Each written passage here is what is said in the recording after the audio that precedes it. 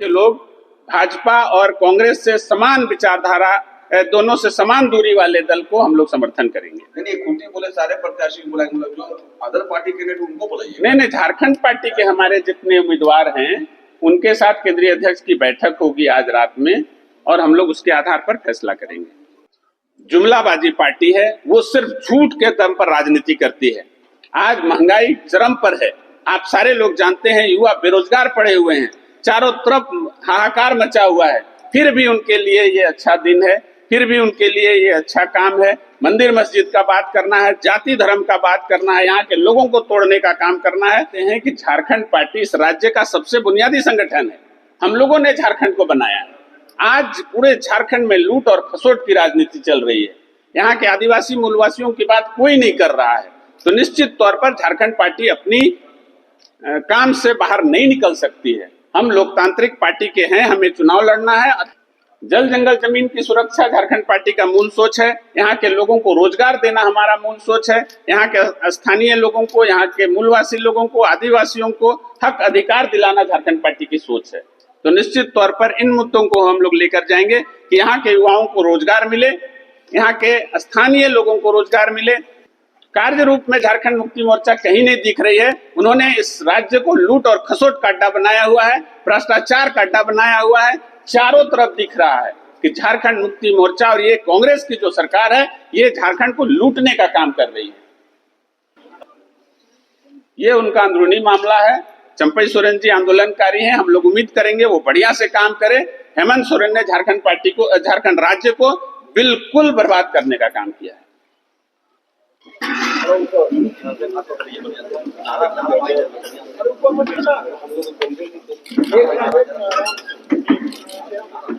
Party का नारा लगाइए। झारखंड पार्टी जिंदाबाद जिंदाबाद जिंदाबाद। झारखंड पार्टी जिंदाबाद जिंदाबाद जिंदाबाद। एनएसए का जिंदाबाद जिंदाबाद जिंदाबाद। एनएसए का जिंदाबाद जिंदाबाद जिंदाबाद।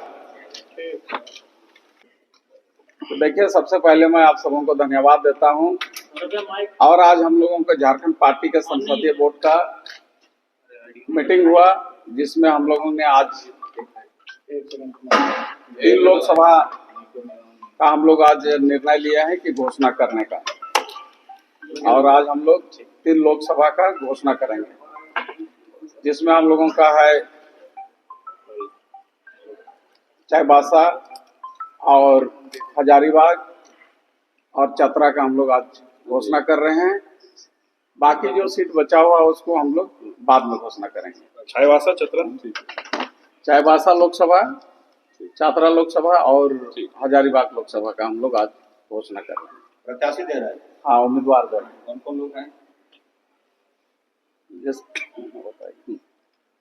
आज संसदीय बोर्ड की बैठक हमारे केंद्रीय अध्यक्ष एनोस एक्का जी की अध्यक्षता में हुई और हम लोगों ने दक्षिणी छोटा नागपुर के जिलों पर और उत्तरी छोटा नागपुर के जिलों पर गंभीरता से विचार किया।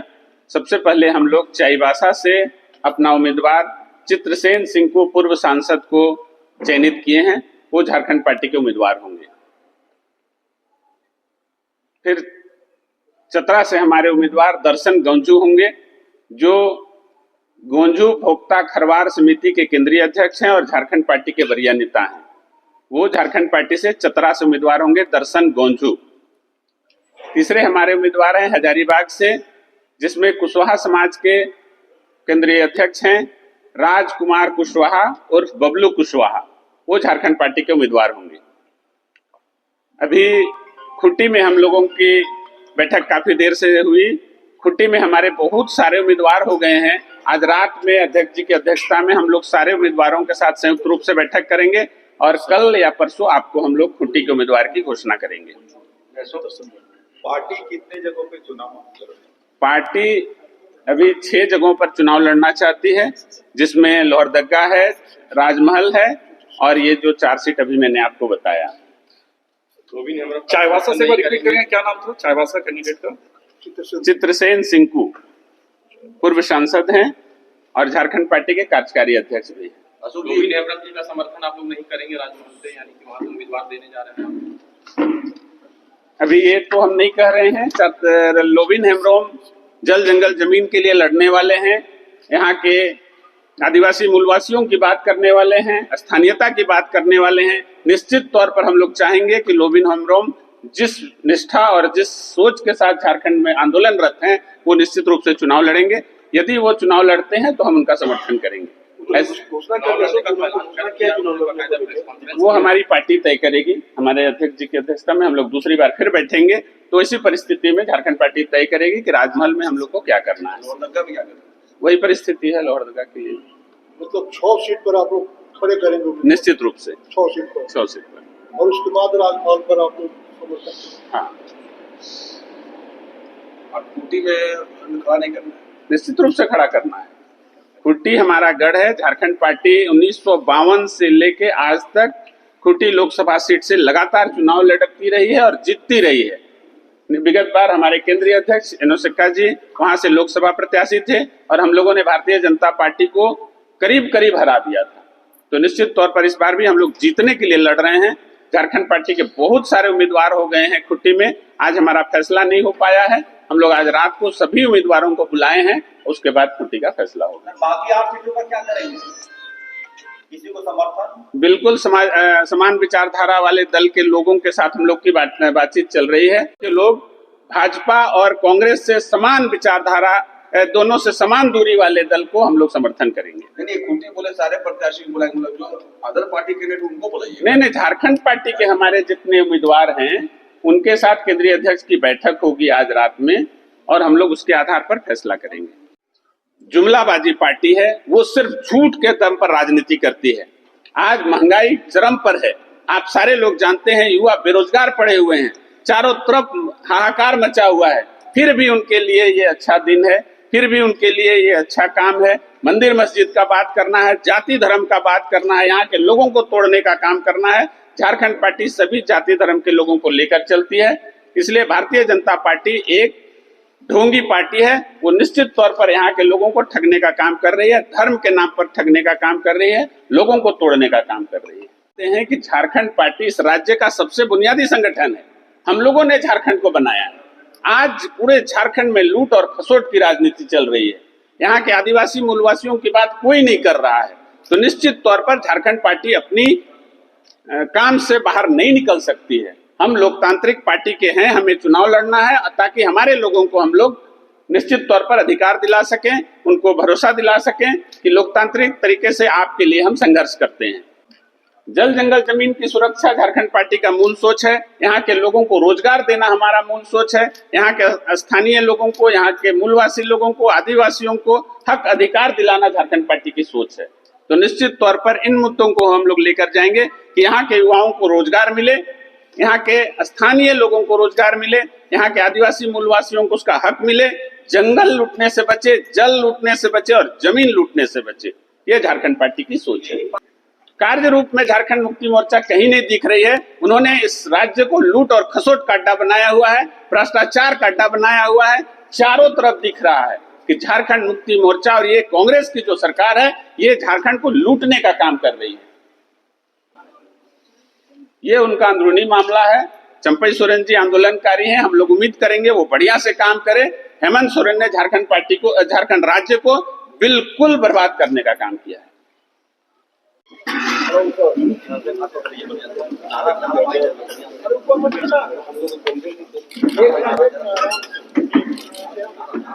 पार्टी का नारा लगाइए। झारखंड पार्टी जिंदाबाद, जिंदाबाद जिंदाबाद, झारखंड पार्टी जिंदाबाद, जिंदाबाद जिंदाबाद, एनोस एक्का जिंदाबाद, जिंदाबाद जिंदाबाद, एनोस एक्का जिंदाबाद, जिंदाबाद जिंदाबाद। नमस्कार, जोहार। आदिवासी दुनिया में आपका स्वागत है। ये ना है समाचार, ये है जनता के विचार और मैं हूँ आपके साथ गायत्री शर्मा। लोकसभा चुनाव 2024 के लिए हर पार्टी कमर कस के तैयार है। एक ऐसी पार्टी अभी उभर के आई है जिनके चेहरे जो है काफी जाने पहचाने हैं। जी हाँ, आप विजुअल में देख रहे हैं एनोस एक्का जी।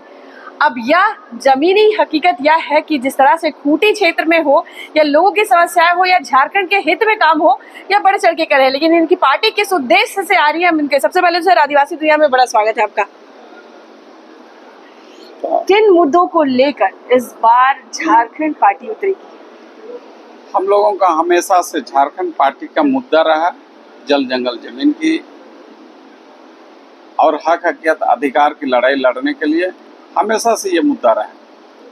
और हम लोगों ने झारखंड पार्टी के माध्यम से चाहे कोई भी गांव में रहने वाले लोगों का जो आहित है उसको हम लोग रोकने का काम करते हैं। आज ऐसा समस्या है कि गांव में शिक्षित बेरोजगार लोग हैं, लेकिन उसका कोई रोजगार नहीं, कोई नौकरी नहीं। आज लोग यहाँ से पढ़ लिख के बाहर देश प्रदेश में जा रहे हैं। आज उसके लिए कुछ ऐसा कोई व्यवस्था नहीं है, जिसको सिर्फ कर सकती है तो झारखंड पार्टी कर सकती है। आज यहाँ पर किसान के खेत में पानी पहुँचाने वाला कोई नहीं। यहाँ पर आज भारतीय जनता पार्टी, कांग्रेस पार्टी हमेशा से सरकार में रही है, गद्दी में बैठी है, लेकिन कोई काम नहीं हुआ है। आज इसलिए लोग उब गए हैं ये राष्ट्रीय पार्टी से, और ये राष्ट्रीय पार्टी को सब नकारने का काम करेंगे इस बार, और झारखंड पार्टी को जिताने का काम झारखंड आदिवासी बहुल क्षेत्र है, लेकिन आज भी पहचान की अगर बात करें तो यह जो पहचान की जो लड़ाई है, धर्म कोड की लड़ाई है, अधर में लटकी हुई है, केंद्र में जाके अटकी हुई है। तो जब आदिवासी अपने पहचान के लिए अब तक 24 साल होने के बाद भी संघर्षरत रहे हैं, तो फिर आपकी पार्टी किस तरह से इस मुद्दे को लेकर चलेगी? देखिए, हम लोग हर मुद्दा पर हर लोगों की जन समस्या को हम लोग अपने बातों पर रख रहे हैं, और जब हम लोगों का सरकार होगा, सरकार में शामिल होंगे, हम लोगों का संसद होगा, निश्चित रूप से सारी बात हम लोग रखेंगे। लेकिन अब तक तो हम लोग काफी दिन हमारा संसद नहीं रहा है, जिसके कारण यहाँ की आदिवासी की बातों को, चाहे यहाँ की समस्या को हम लोग रख नहीं पाए हैं। लेकिन जैसे हम लोग इस बार जीतेंगे और हम यहाँ की लोगों की बात को, समस्या को दूर करेंगे। कितने सीटों पे आप लोग प्रत्याशी को उतारने जा रहे हैं? देखिए, हम लोग अभी 3 सीट का किए हैं, और जैसे फेज वाइज, चरण वाइज जैसे चुनाव होगा, जैसे झारखंड पार्टी में आवेदन आएगा, वैसे ही हम लोग घोषणा करते जाएंगे। आज 3 प्रत्याशी की घोषणा आपने कर दी? 3 प्रत्याशी का आज हम लोग चाईबासा सीट का किए हैं, हजारीबाग और चतरा का। जी, जुड़ने के लिए शुक्रिया। झारखंड पार्टी के इन दिनों चर्चाएं बहुत हो रही है। जी हाँ, चाहे फिर हम अंदर सिक्का जैसे बड़े चेहरे की बात करें, या तमाम उन मुद्दों को लेकर ये जो पार्टी चल रही है उसके पीछे के उद्देश्य की बात करें। हमारे साथ अशोक भगत जी, हम इनसे जुड़ते। सबसे पहले तो आदिवासी दुनिया में आपका स्वागत है। आदिवासी मुद्दे को लेकर के चलने की आप बात कर रहे हैं, लेकिन 24 साल अपने युवावस्था में झारखंड है, लेकिन आज भी जल जंगल जमीन की जो लूट है, यह समस्या आज भी कायम है। निश्चित तौर पर मैं तो बार बार इन बातों को कह रहा हूँ, झारखंड पार्टी इस राज्य का बुनियादी संगठन है। हम लोगों ने झारखंड राज्य की लड़ाई लड़ी है। आज जब झारखंड अलग हुआ और एक आंदोलनकारी के हाथ में सत्ता गया, तो हमें उम्मीद थी कि हेमंत सोरेन जी के नेतृत्व में यहाँ का जल जंगल जमीन की सुरक्षा होगी, यहाँ के आदिवासी मूलवासियों के हितों की बात होगी, यहाँ के स्थानीय लोगों की सोच के बारे में सोचा जाएगा, और यहाँ के युवाओं को रोजगार मिलेगा। लेकिन इस सरकार में भी सिर्फ लूट खसोट और भ्रष्टाचार को बढ़ावा दिया जा रहा है।